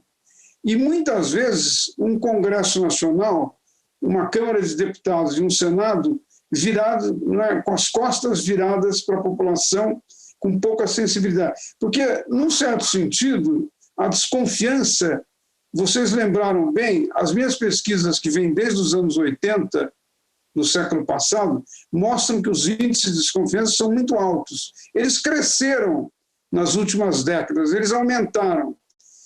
Agora, para voltar a uma temática inicial da qualidade da democracia, se as instituições funcionam mal, as pessoas não se sentem representadas e nem se sentem estimuladas a dar a sua contribuição para a democracia. Então, a minha pergunta é: como é que vocês avaliam a relação entre esses altos índices de desconfiança e os sintomas de relativização da democracia? Perfeito. Thaís, posso começar? Acho a sua colocação fundamental, Moisés. Realmente, por vários estudos que a gente explora na literatura, tende a haver uma relação muito clara entre o capital social e, digamos assim, a sustentabilidade do regime democrático. E esse é um gargalo que o Brasil a gente observa por pesquisas há vários anos e talvez a gente não tenha enfrentado ainda com a devida seriedade, né? Inclusive, se a gente observa os dados do índice de democracia local, que você teve a oportunidade de ser um dos nossos parceiros, a gente faz uma bateria de perguntas sobre confiança institucional que abarcam instituições, não apenas aquelas relacionadas com a democracia representativa, como o Congresso, o Executivo, o Judiciário, assim por diante, mas também Forças Armadas, universidades e assim por diante. O interessante desse dado é que a desconfiança é mais pesada sobre as instituições da democracia representativa. Então, há, sim, algumas instituições que os indivíduos tendem a ter um maior grau de confiança, universidades, por exemplo, Forças Armadas, escolas e assim por diante, mas as instituições da democracia representativa, elas estão sendo objeto de uma visão muito crítica e muito desconfiada da população. E eu concordo com você que, pelo menos na minha visão, isso tem muito a ver com essas instituições se fecharam ao longo do tempo para a participação popular e para o envolvimento do cidadão comum na vida pública. Hoje em dia, a gente até tem uma concepção de política que é bastante limitada. A gente pensa política, sobretudo, em termos de Brasília, por assim dizer. Exato. E o que a gente tenta trazer no índice de democracia local, por exemplo, é uma visão mais localista. As pessoas têm que começar a entender que política é dia a dia, é resolução de problemas coletivos, é envolvimento na comunidade e tal. Então, eu acredito que se a gente não enfrentar esse problema logo, isso é uma bomba relógio para a nossa democracia em ampla medida, assim, porque tende a gerar uma população mais ressentida, mais vista como deixada de lado pelo sistema. Isso, na medida em que gera a desconfiança nas instituições, elas tendem também, em algum momento, a retirar o apoio ao regime democrático, né? Então, é um cenário bastante preocupante, mas como a gente viu, pelos dados dessa pesquisa de valores em crise, pelo menos algumas instituições estão recebendo maior confiança dos indivíduos agora. Não são as instituições políticas da democracia representativa, mas algumas estão recebendo um pouco mais de confiança. O que a gente precisa tentar entender, e eu acho que o papel do CIVES aqui vai ser muito importante como uma instituição que busca fomentar e trabalhar com ações nesse sentido, é como que a gente catalisa essa confiança que algumas instituições, como o setor de saúde, por exemplo, estão recebendo, para, digamos, espalhar para a sociedade de uma maneira mais generalizada, né? Ou as próprias forças de solidariedade, como a gente viu, caiu, mas ainda é maior que a hostilidade, pelo menos. Como a gente catalisa isso para tentar melhorar os diversos âmbitos e, assim, tentar, em alguma medida, salvar a democracia, né? Salvar o regime político. Eu gostaria de complementar a fala do Diego, professor, que acho que esse ponto que o senhor trouxe, acho que ele é fundamental, né? E eu acho que o importante nesse debate também é a gente pensar como que as variáveis elas estão imbricadas, né? Então, por exemplo, quando a gente fala de confiança, eu acho que um dado muito importante é a gente pensar a aproximação que as pessoas têm dessa vida política, né? Então, esse ponto que o Diego trouxe, né? Falou assim, a democracia é aquilo que acontece lá em Brasília, né? Então, esse distanciamento e até algo que a gente constatou em Curitiba e em São Paulo são baixos níveis de conhecimento político. Então, as pessoas realmente não entendem o funcionamento da democracia e aí acho que isso libera um espaço para que haja uma confusão entre a performance de um determinado governo e o funcionamento das instituições democráticas. Então, existe, né, uma expectativa da população, e não estou falando que é errado, né, acho que é isso mesmo, né? As pessoas querem que os governos funcionem. Só que aí quando os governos não funcionam, aí as pessoas acham que é porque a democracia não funciona. Então, as coisas se confundem, né? E quando a gente tem isso num cenário de baixo conhecimento político, então, ao invés de gerar uma participação social, você gera uma apatia. Então, por exemplo, no ano passado, né, a The Economist, ela lançou aquele relatório anual avaliando a democracia no mundo. E ela viu, né, ela verificou que houve uma tendência de aumento da participação política, muito em face dessa insatisfação das pessoas ao redor do mundo com os governos, né? Então, isso é um dado interessante que, de repente, fora, né, em outros países, você vê que em democracias onde você tem mais cultura democrática, então, a insatisfação com o governo, ela mobiliza, né? Enquanto que, em cenários que você não tem esse conhecimento, a insatisfação com o governo gera uma desistência. Você fala assim, por que eu quero o que eu quero com isso, né? Política é tudo igual, né? É o que a gente ouve direto. Então, acho que esse ponto, né, da confiança é como se a gente puxasse um nó que ele vai fundo na raiz da política brasileira e da relação da nossa sociedade com a política, que é uma relação, em última análise, de desconhecimento, né? E isso gera aí até esse fenômeno de uma certa apatia social em muitos casos, né? A sensação de impotência que as pessoas muitas vezes manifestam, né? Que é um cenário super grave.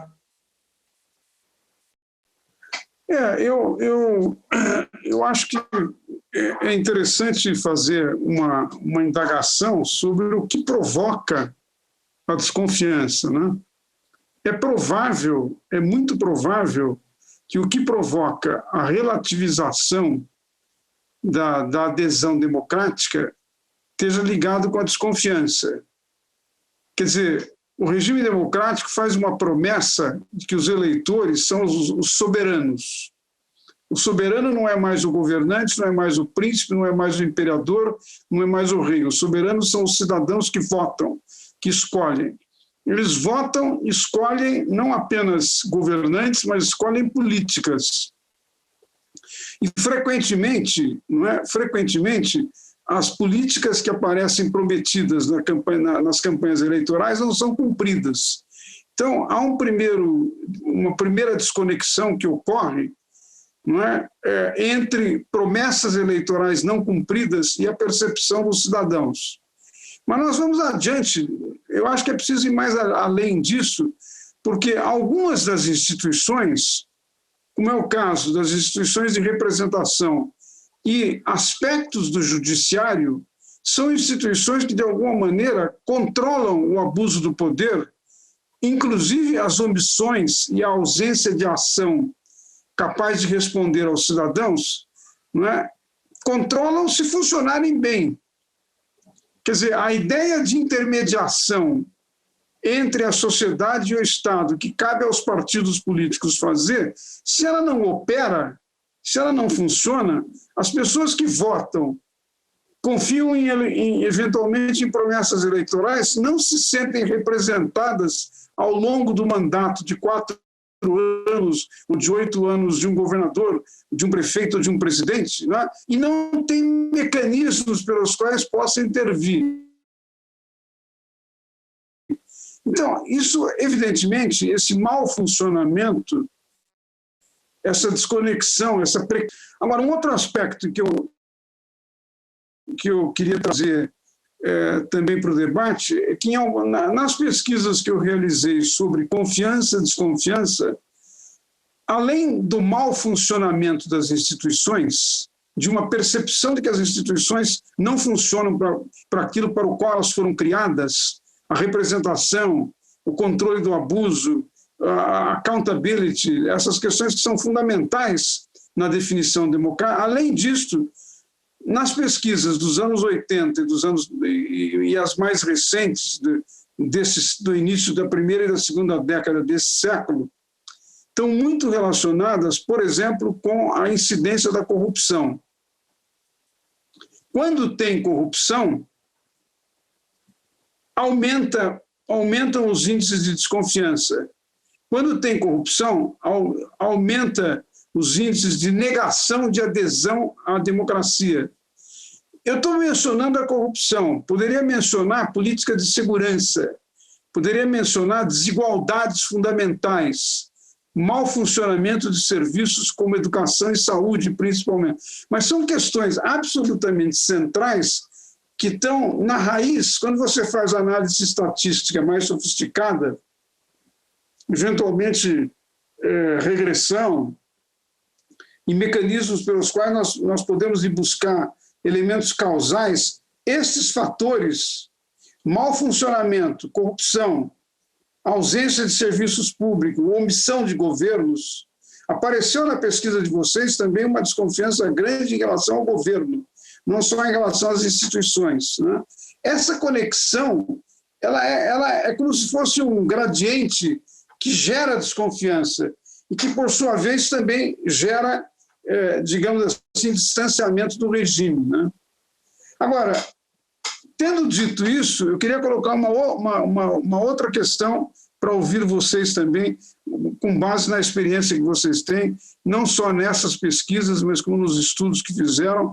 E uma coisa que eu vejo que é importante para o Instituto Cives, que é a ideia do Instituto operar como uma agência capaz de gerar cultura democrática. Essa é uma ambição do Cives, não é? Do instituto do qual vocês fazem parte. A pergunta que eu faria seria, em relação a esse cenário de desconfiança e de relativização da democracia, qual o papel das lideranças democráticas?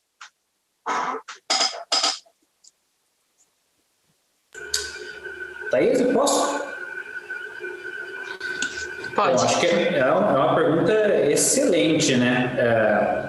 Primeiro, eu acho que tem que ter um entendimento, essa colocação que você faz sobre a questão da corrupção é super importante, até porque a própria literatura empírica demonstra já como que corrupção e capital social caminham em mãos contrárias, né? Na medida em que a percepção da corrupção aumenta, a confiança vai lá para baixo, as pessoas vão ter uma predisposição muito natural a desconfiar com o cidadão se eles têm uma percepção de que a corrupção é endêmica, sistêmica, é amplamente disseminada na sociedade. O problema é quando a gente pensa nas elites políticas, é que boa parte dos grandes esquemas e escândalos de corrupção que a gente vivencia nos últimos anos estão vinculados com os principais partidos, com as principais lideranças e assim por diante. É muito difícil, na minha opinião, a gente pensar essa transformação sistêmica e de longo prazo da cultura democrática brasileira sem passar pelo papel das elites, seja as elites econômicas, as elites políticas, as elites intelectuais. A gente tem que levar isso em conta porque são grandes disseminadores que pautam a maneira como a população vê, digamos assim, padrão ouro do comportamento brasileiro, né? Acaba, digamos, inspirando e gerando um comportamento mimético em alguma medida.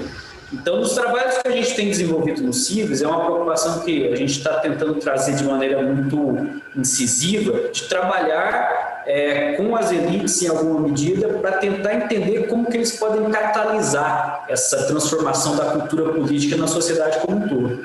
Tem um texto super interessante do Larry Diamond que ele propõe ali a partir dos trabalhos do Almond, do Verba, trabalhar com essa ideia de subculturas políticas e tal. Ele vai dizer que uma das principais subculturas para a gente endereçar no primeiro momento é justamente as elites, porque é uma subcultura que vai transbordar para demais, vai pautar o comportamento da maioria da população em alguma medida. Então, eu realmente acredito que não tem solução sem passar por esse engajamento com as elites políticas, né? E que hoje a gente vê realmente algo bastante complicado.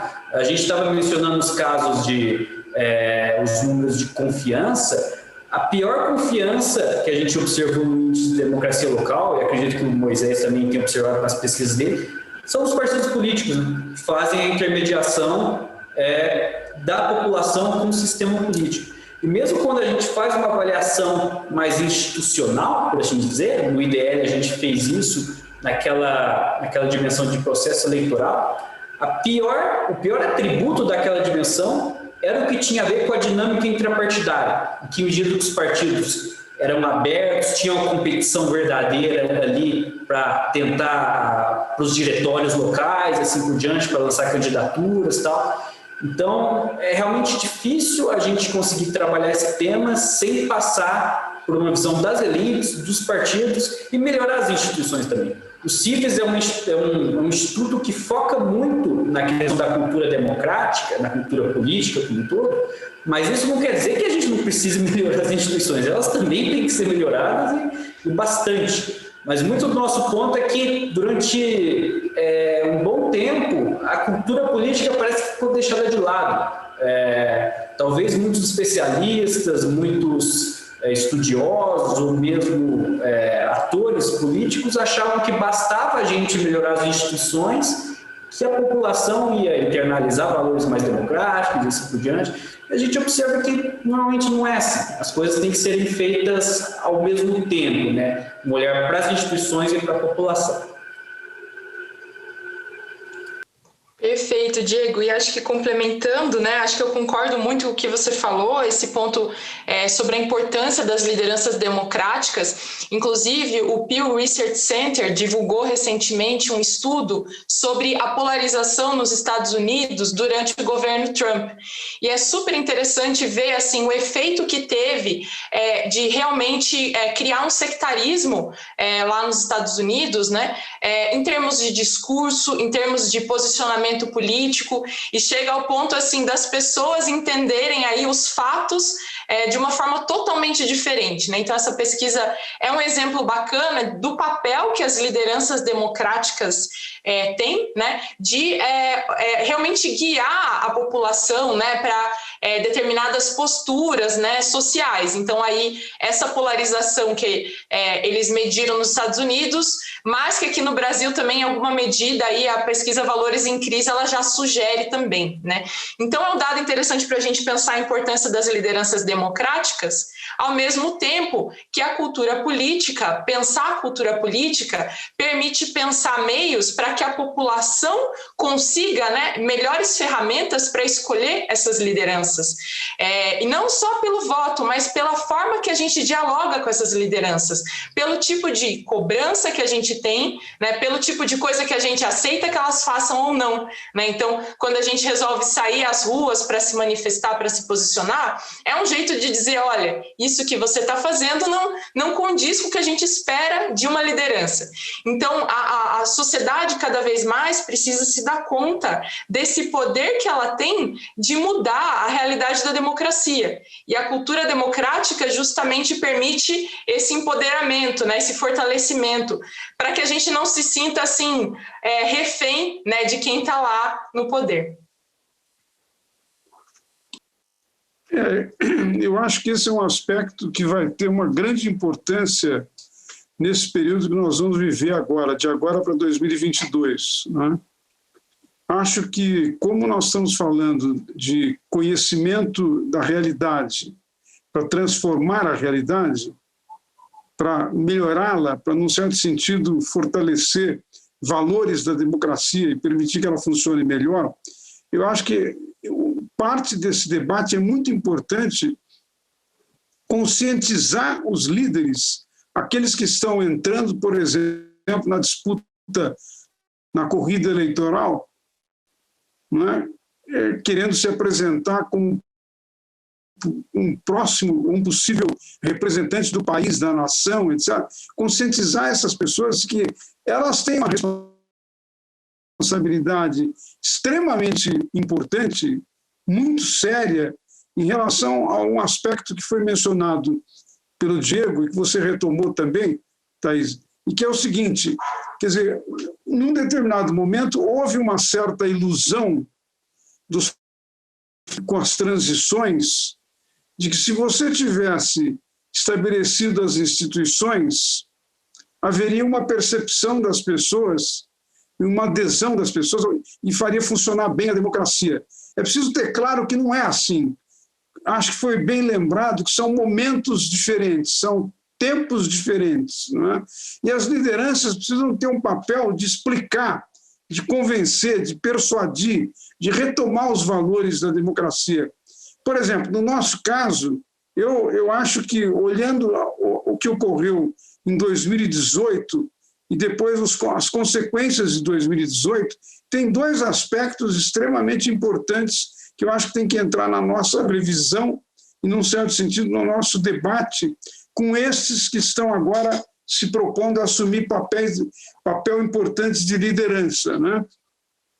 Que são, de um lado, a polarização que se estabeleceu em 2018 e, em consequência da polarização, uma extrema intolerância política, não reconhecimento de que o outro lado são adversários que têm legitimidade, que devem ser reconhecidos, que têm um papel, não apenas a intolerância, mas, por exemplo, também um fenômeno como a corrupção. Em 2018, só houve um ator político que fez referência à corrupção. Os atores, que foi o ator que ganhou a eleição, e que tem, como, pelo menos a meu juízo, tem uma orientação extremamente conservadora e antidemocrática. A grande pergunta que pode se colocar, o que ocorreu com os líderes democráticos que tinham uma outra visão e que não foram capazes de dizer absolutamente nada para os eleitores sobre o fenômeno da corrupção no país. O fenômeno da corrupção não é apenas deles, os políticos, a elite que está lá. Ele permeia a sociedade. E se as lideranças não tiverem uma posição sobre isso e não se posicionarem, abre-se um vácuo que eventualmente é preenchido por oportunistas, como ocorreu no caso do candidato Jair Bolsonaro, que acabou vencendo as eleições. Ficou muito claro, ao longo desses últimos 2 anos, que a promessa eleitoral de combate à corrupção não tem nenhuma correspondência com a prática política que vem sendo desenvolvida pelo governo. Foi uma fraude eleitoral.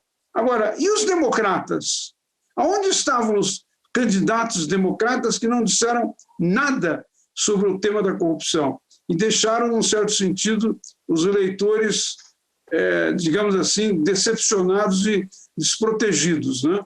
Então, eu digo isso para reforçar esses aspectos que vocês estão chamando a atenção para o papel que cabe às lideranças na transformação da cultura democrática, no desenvolvimento da cultura democrática.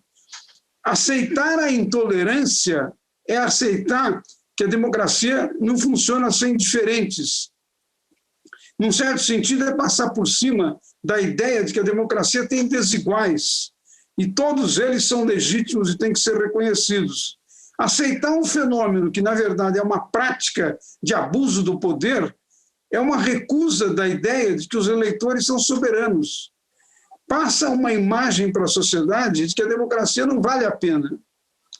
E, ao passar a imagem de que não vale a pena, não representa, não resolve os problemas, leva à relativização ou à desvalorização da democracia.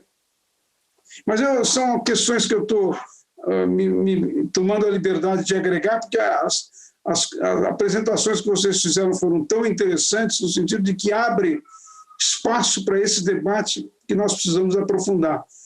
Como nós temos um pouco adiantado no tempo, eu queria talvez sugerir, se a Thaís e o Diogo quiserem fazer as suas palavras finais de complementação, e de conclusão, eu acho que será extremamente oportuno. Nós temos ainda em torno de 10 a 15 minutos.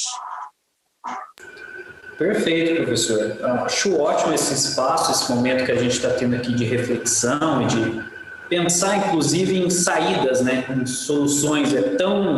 Tem tantos problemas que às vezes é difícil a gente pensar em soluções, né, mas é necessário e a gente está engajado para tentar realizar essa transformação, entender bem o ecossistema da cultura política no Brasil, da democracia e como que a gente pode endereçar esse tema. Até depois que eu passar a palavra para a Thaís, eu vou pedir para ela que, se possível, ela dê uma pincelada num novo projeto que a gente está desenvolvendo no Instituto CIVES, de, digamos, fazer um desenho, um mapa sistêmico da cultura democrática no país, tentar trazer diversos atores para trabalhar esse tema, da sociedade civil, das elites políticas e econômicas também, então tentar fazer uma grande frente aí para entender quais são os principais gargalos e endereçar eles da melhor maneira possível, né? A gente sabe que a tarefa não é fácil, é árdua, ela não é de curto prazo, não é algo que a gente vai resolver em 1, 2 anos, não adianta ter nenhuma ilusão nesse sentido, mas é algo que vale a pena. Então a gente está tentando desenvolver novas pesquisas, novos estudos, fazer a interlocução com diferentes atores, da academia, da indústria e assim por diante, para tentar avançar essa agenda, que é uma agenda muito importante, que no final das contas toca em questões fundamentais como dignidade humana, direitos humanos, digamos, uma valorização do ser humano, de entendimento de que a democracia é o regime político que melhor propicia digamos, garantir os direitos e as liberdades dos indivíduos e, portanto, é um regime que deve ser muito valorizado pelas pessoas. Então, Thaís, se você puder dar um panorama desse projeto novo, que é a gestora do projeto, inclusive, ela é a pessoa ideal para fazer esse resumo, acho que é bem interessante para o pessoal já tomar conhecimento. E, Moisés, com certeza a gente vai querer te envolver também, viu, nesse projeto, então aguarde que a gente vai entrar em contato. Exatamente. Obrigada, Diego. Então, falando um pouco sobre esse projeto que o CIVES está organizando esse ano, na verdade, ele é um grande esforço de diálogo sobre a cultura democrática. Então, nosso objetivo é buscar ouvir, né, dentro do Brasil, pessoas que tragam aí diversidade de perspectivas, né, de ponto de vista, de região, de temática, de gênero, de raça, de etnia. Então, a ideia é realmente fazer um grande diálogo, né, que aporte aí um debate, né, sobre os desafios e as oportunidades aí no campo da cultura democrática. Então, é uma agenda que a gente está desenvolvendo, né, inclusive com outros parceiros também, a gente está desenhando esse projeto e como objetivo é isso, né, juntar pessoas diferentes para pensar o tema, né, então trazer perspectivas diferentes para poder chegar aí em soluções construtivas de longo prazo para o país, né? Então a ideia é não ficar só em projetos rápidos, assim, mas realmente buscar o que nós como sociedade podemos fazer juntos, né? Então acho que esse é o grande convite e até respondendo aquela provocação, né, que o professor fez, né, sobre a questão do diálogo, da tolerância. Cada vez mais a gente vê que o diálogo é uma ferramenta fundamental para a consolidação da democracia.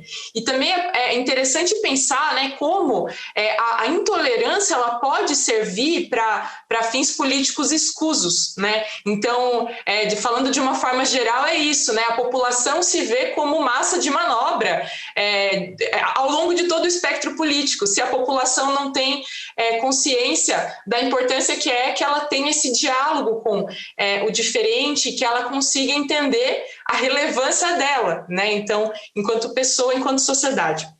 Então, o nosso projeto vai ser esse grande esforço, né, de trazer pessoas diferentes para dialogar, pensar junto, é algo que acho que é muito bem-vindo no Brasil de hoje, né? É o diálogo, é a tolerância e é isso que a gente vai buscar.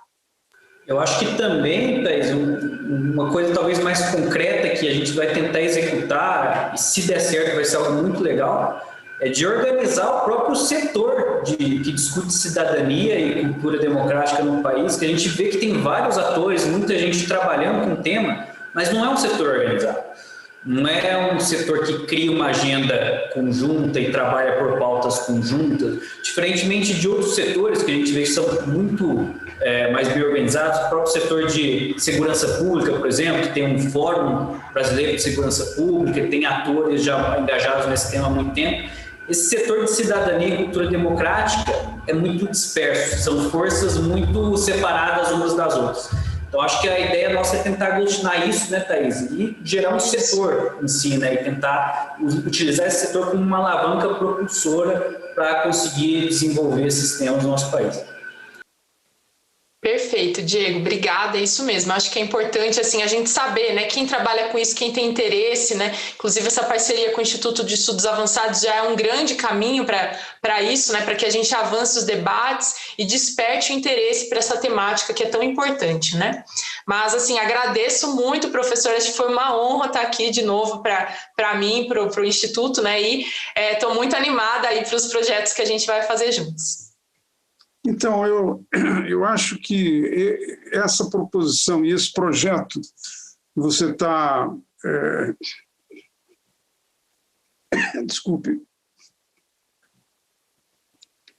Que você está apresentando agora é extremamente importante para essa fase que nós estamos vivendo no Brasil. Eu acho que há todo o interesse de que o grupo de trabalho da qualidade da democracia participe, esteja junto, né? E mesmo uma outra instituição, que é o Núcleo de Pesquisa de Políticas Públicas da Universidade, do qual eu faço parte como pesquisador, fui diretor desse núcleo por cerca de 10 anos, né? E é um grupo que faz parte também do grupo de trabalho da qualidade da democracia. São parcerias que podem ter maior interesse de participar e reforçar o projeto, né? Se for do interesse de vocês. Mas eu lembraria que, em relação a isso que o Diogo dizia, é um setor que às vezes está meio disperso, esse que faz a conexão entre cultura política e democracia, né? Está meio disperso, tem muitas iniciativas, mas nem sempre articuladas. Eu acho que é muito importante ter em conta que nós temos um grande desafio, que é enfrentar o que pareceu ser uma hegemonia do ponto de vista intelectual da perspectiva institucionalista. A perspectiva institucionalista, que é muito interessante, deu contribuições muito importantes para o conhecimento da ciência política, ela, no entanto, ela tem uma limitação, que ela não leva em conta o que está fora das instituições, o que é externo às instituições. Ela olha muito a dinâmica interna de funcionamento das instituições para poder avaliar o conhecimento da política, mas ela frequentemente perde a perspectiva de como quem está fora das instituições, portanto os cidadãos, a sociedade, etc., como reage e como, de alguma maneira, interrelaciona. Eu acho que enfrentar esse desafio do ponto de vista intelectual, do ponto de vista acadêmico, né, é um passo importante nessa direção que vocês estão apontando e que vocês querem ir, né? Acho que temos aqui um ponto de conexão, de contribuição e de trabalho conjunto muito produtivo, né? Sem dúvida nenhuma, professor. E como eu falei no começo, uma grande honra para mim e para a Thaís a gente estar participando aqui e tal. Seus trabalhos realmente sempre foram uma fonte de inspiração muito grande para o que a gente tem desenvolvido e tal. É muito bom poder contar contigo aí nessas várias empreitadas que a gente está tentando desenvolver. Muito obrigado mesmo.